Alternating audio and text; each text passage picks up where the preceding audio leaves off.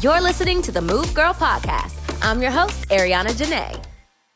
Welcome to another episode of the Move Girl Podcast. Y'all, we're getting into the hefty, deep topics now. It's so hefty that I'm actually breaking this topic down into 3 different parts. So what is this topic, you might ask?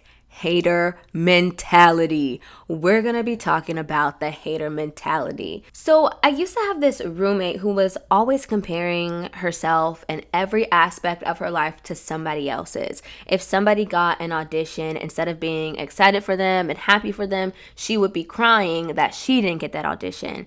Or if we were out and about and somebody got hit on, she would be upset that she wasn't the one to get hit on. So she was always constantly comparing herself to everyone around her. She envied everything that everyone else had and was constantly complaining about it, constantly, and it was pretty draining. But the thing is, she didn't even really have to be that way because she had a lot going for herself. Like, she was actually really talented. She was an incredible actress. She was a great writer. She was beautiful. She could dance. Like, there were so many things that she had going for her, but she was constantly looking at what everyone else had and what everyone else was doing. So instead of focusing on her own gifts and her own talents and like making goals that went with her own gifts and talents, she was constantly focused on what everyone else was doing and trying to take what everyone else wanted. I remember one time, my friend, one of my best friends, Mary, and I, we ended up getting to a little bit of an argument because the old roommate told me a straight up lie of something that Mary did at my birthday party. So, okay, let me stop being vague. We're getting juicy. Let me just tell y'all what happened. So I had been interested in this guy. This is before I met my soulmate, you know. But I was interested in this guy and we were friends, but I wasn't really making any moves or anything because we did work together a lot. We were always in different shoots and stuff together. But I was kind of like, you know, testing the waters, seeing if I had an opening or whatever. And so my friends ended up throwing me a surprise birthday party. This was a few years ago, and they invited him to come.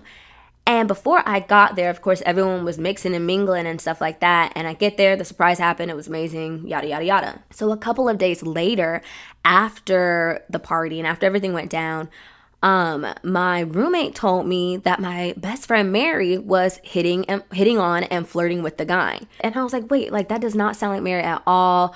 I don't think she would do that to me. Like, Mary is the sweetest person. She does not try and go and do backstabby things or anything. So I was like, that's not like her at all. So my roommate and her best friend, who I also lived with, they both were saying this crazy story. And so I got a little irritated and I call up Mary and I'm like, girl, we need to talk. What is going on? So of course, Mary and I talked, and it turned out that it was a complete lie that the roommate said, and I also had my other friends that were there confirm that they were in fact lying. And later on, I found out that the reason they made up that lie about Mary was because she was, and I quote, too perfect.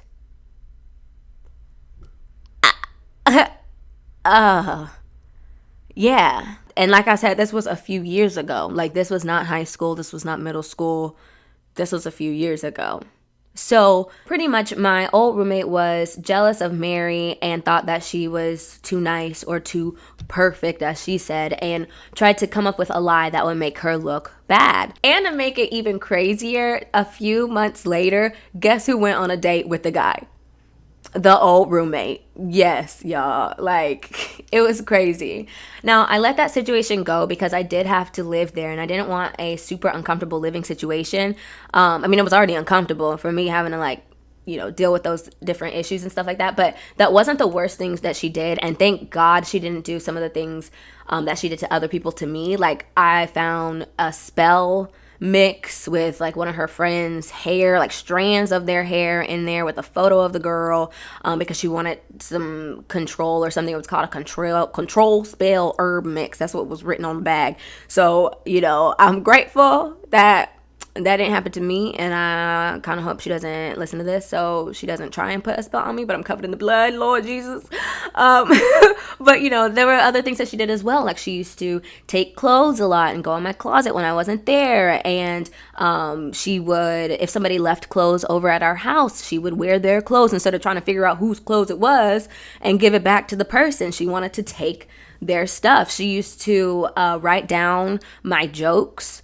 If I was just talking with her and we were having a conversation and I made a funny punchline, she would write it down to steal my jokes to put into her own projects or whatever. And there were even a few times where she stole concepts and ideas for films and movies that my friends and I would come up with, and she would try to create them on her own. So she was just constantly trying to take from people. And of course, I'm sure she probably has a long laundry list of things that she didn't like about me as a roommate, but it's not just about a living situation or about a roommate situation or getting along or not getting along. It's really just about the taking from someone. But that constantly going after what other people have and what other people want was derailing her from focusing on herself and focusing on what she wants. And honestly, it left her so miserable. She was so depressed when we were living together, and it was just because she was just in a lack mentality. And like I said earlier, she's not a bad person. She's not at all. But she has so much going for her. Like, she actually was really, really talented and really beautiful. But she didn't have the self-confidence that she needed to believe that what she had to offer and who she was enough. So that's why she was constantly going after other people and going after their things and trying to take what they have and really just being a hater. I don't know what she's up to now. I haven't spoken to her since I moved out. She actually unfollowed me a couple months after I moved out. I don't know why, but it's I am not complaining. But, I hope, though, that she has kind of done some soul searching and that she has kind of looked within herself, because she had so many great qualities and so many talents, and she just had no confidence in them at all. She put everyone else on a pedestal. For some reason, she just felt that everyone else was above her or better than her. But she was extremely talented, and she would have been so much further in her life and her career and everything if she would have just believed in herself a little bit more. Instead, she was really depressed and she was miserable and she was just not happy at all when she really could have been. Now, this is an extreme case. Like, I know a lot of people don't know people like this in their lives, but we all are guilty of comparing ourselves every now and then. I know I am, sometimes getting up on Instagram or watching somebody's vlog. But the thing that we always have to remember is that there's more than enough to go around in this world. Just because somebody has something that you want or somebody is doing something that you want to do doesn't mean that it's not possible for you. It doesn't mean that they've taken anything from you. Honestly, it should just be a motivator. Like, seeing someone doing something you want to do or having something you want to have, that just goes to show that it's possible. And that should be almost like a testimony, almost like a sign to keep going and keep pushing forward with your dreams when you see somebody that's accomplished what you're striving for. It's like, oh, look, this girl right here, she's a human too. She did it. You got this, girl. You got this, girl. Thinking that there's not enough to go around is what they call a lack mentality or a scarcity mentality. And that's pretty much just believing that you're not going to get what you want. It's being afraid that there's not enough to go around, but there's more than enough resources. There are more than enough opportunities. What you want will come into fruition if you believe that it will, and if you stop looking at everyone else and thinking that they're taking something from you, from living their own best lives. Y'all, don't be that girl that's constantly in somebody else's lane trying to trip them up, because honestly, that's just gonna motivate them. I know for me, that whole situation was a huge catalyst for me going on my own self-love journey and stopping my people-pleasing ways and knowing that I had to put myself first. This was like a huge wake-up call for me. And not only was it a wake-up call just for where I put my energy and what I put my energy into, but it was also a wake-up call to not be so harsh on myself. We all get a little jealous from time to time. It may not even really be just straight up envy or jealousy, but sometimes we compare ourselves to people we see on the internet or people we see on TV or in magazines or whatever it may be. But an important thing to remember, and this is a huge lesson that I learned from my old roommate, is that no matter what somebody looks like online or what they look like in passing, or even if it's a friend that you spend a couple of hours with a week or however much you spend time with them, the truth is, we don't know what's really going on in anyone's mind or in anyone's true life.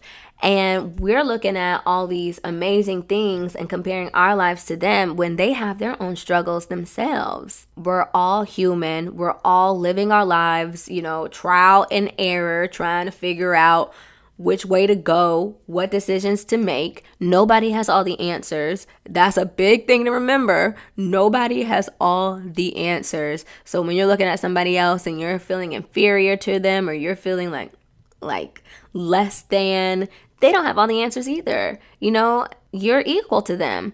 You're equal. We're all equal. Hashtag Black Lives Matter. Black Lives Matter too, in case y'all forgot. But, we're all equal, we're all human, and we're all just trying to live our best lives. So when you're when you're comparing yourself to somebody else, just keep that in mind that they're human too, and they make mistakes too, and they have issues as well. You can't compare parts of their life to your whole life. You never really know what somebody's going through. We have to stop making our own lives so miserable. We have to stop feeling like we're missing something because somebody else has it, or compare ourselves to other people to make ourselves feel less than and make ourselves feel so down and empty. That's not the life that we're supposed to live at all. We've got to stop looking at other people thinking that they're better than us or they have more than us or they have it figured out, because nobody has it figured out. Nobody really does. We have got to stop looking to the side and getting distracted at what everyone else is doing, because then we're going to miss our own roadblock and we're not going to know how to get through it because we're looking at everybody else. She may have to crawl to get through her roadblock. She may have to jump to get through her roadblock, but you're not going to know what to do if you're not looking in your own lane. You've got to focus on yourself and focus on your own journey and stop trying to do what everyone else is doing and stop trying to compare your own journey to everyone else's. No matter how similar it may look, you have your own life and you have your own path and your own journey, and you have to tune into yourself and know that you are capable of getting through that. You're capable of getting along on your path. So take all that jealousy, take that hater mentality and turn it into motivation. If they got to a place that you wish you could be, then that just goes to show you that you can do the same thing. It's motivation. If you think somebody is, quote, too perfect, well, first off, perfection does not exist, but figure out why you think they're better than you, because you saying somebody's too perfect is just saying that person's better than me. Why do you think that? That person is not better than you. You've got to really do some soul searching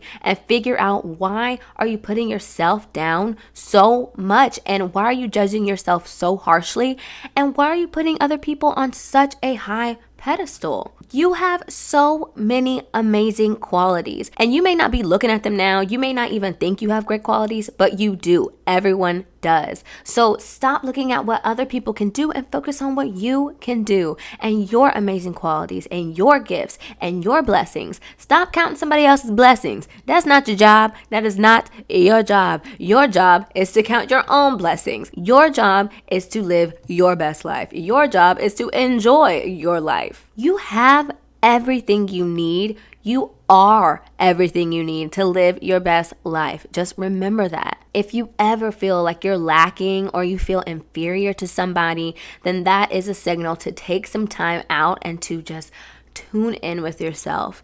Journal a little bit, meditate a little bit, figure out why you're feeling that way, because that's something within yourself and that's something that you can control. All right, y'all, if you've been listening for a while, then you know the drill. It is time for a little bit of an exercise. So this one is going to be very similar to what we did in episode 2. So take out your journal, take out your note section in your phone, and I want you to write down something that you don't like about yourself. What is the thing that you are constantly judging about yourself? For me right now, my biggest thing is I'm constantly drained, and it's making me lazy, and it's making me lethargic and unmotivated. I'm not as productive as I know I can be, and it's just been really getting me down. After you've thought about it and you figured out what that quality is that you're just not too happy with right now, now I want you to skip a line. And underneath it, I want you to write the exact opposite. So for me, I actually wrote it down already. Let me read it for y'all. I am energized and full of life. I am productive and motivated every single day. I enjoy being vibrant and alive. So yours can be a paragraph, it can be a sentence, it can be however long, but write out the opposite of what that first sentence is and cross out that first sentence. Once you're done, just cross it out, scribble it out. What's it called? What do people used to do? A whiteout. A whiteout, scratch it, scribble it, whatever you have to do, cut it up, whatever. That is no longer you. It's not you. That second part that you wrote, that is you. There is nobody stopping you from becoming that person that you just described, because that person is you. So embody those characteristics and believe that that is who you are, because that's who you are. That's who you are right now.